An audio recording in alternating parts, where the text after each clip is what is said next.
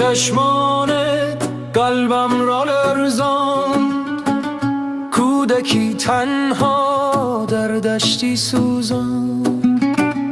ترس و موسومیت در نگاهت جاری، اینجا بلوچستان ایران ویران.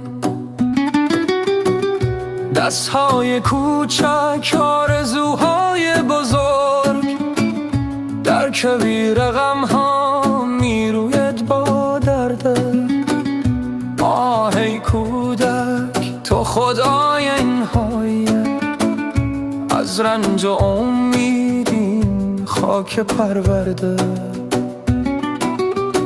کوچه به کوچه قصه ها دارد، از فقر و سکوت، از ظلم و بیداد.